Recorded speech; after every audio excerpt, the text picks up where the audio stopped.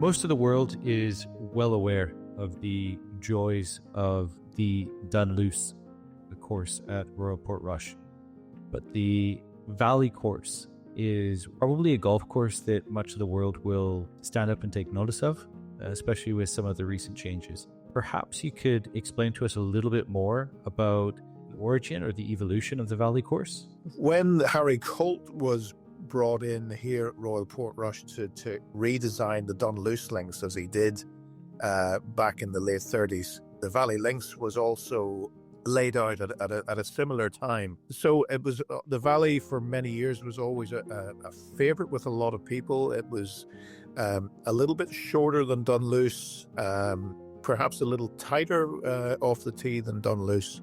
As the name suggested, it sat down below the sand dunes, and you didn't really get any.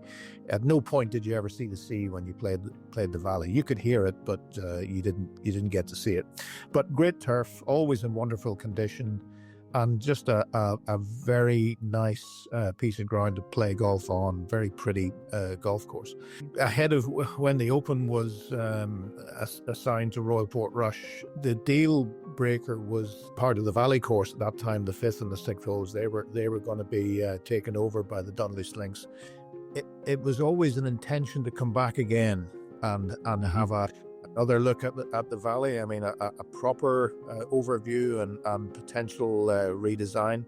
And then we eventually settled on one design, and that's what has taken place here over the last 18 months or so. I can go through kind of 1 to 6 and sort of take you through really what's happened there. I mean, so the first hole is the tee's been pulled back. I mean, previously you didn't see the fairway on the first hole. The green's been raised as well, meter and a half, and some new bunkering. So that's pretty much the same hole, but from a slightly different angle and different views and challenges. Second hole, a much longer hole than it used to be. From the championship tees, 494 yards from the championship tees now. So that green has been moved way back to close to where the third green used to lie. We go from second to what used to be the fourth hole, par 5. Mm-hmm.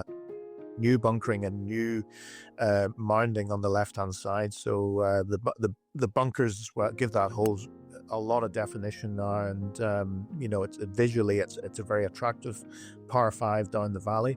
What was the 5th, now the 4th has a new tee location, slightly lower and more across to the right, which now plays the hole along its original line again.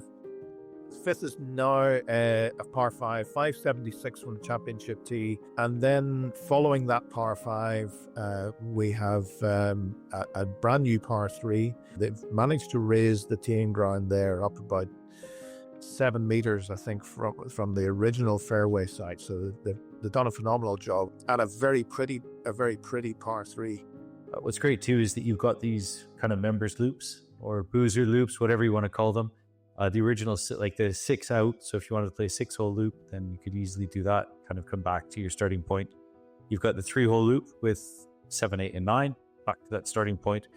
And then you can also have almost a 2-tee start with 1 in 10. So, on so many different levels, the changes make a lot of sense. They give you lots of options. Yeah. And of course, the three holes. The first one, the infinity green with the extended horizon line, you get that view of the bay, which is incredible.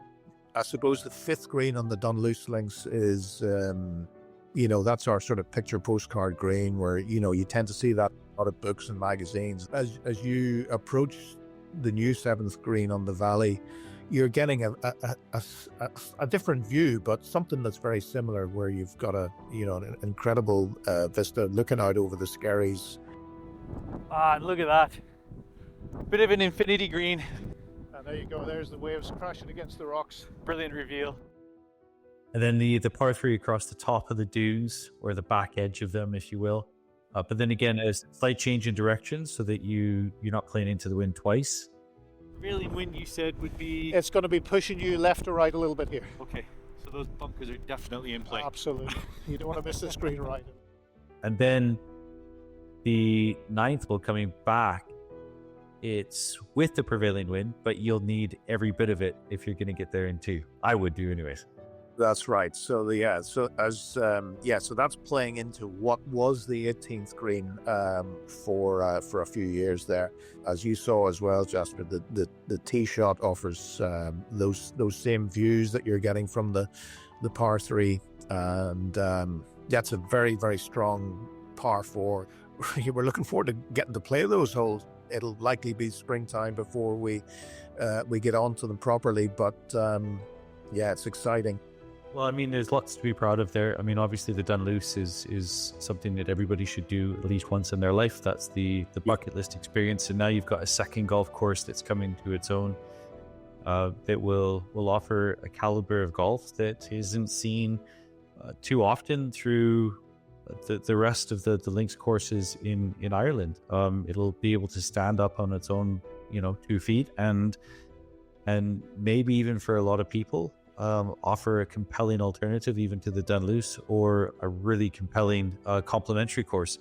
Basically, when you come and play, you should play both at Royal Portrush, and hopefully the Dunluce and the Valley will become the 36 hole offering as opposed to the 18 hole, and then trying to go somewhere else to find your second 18.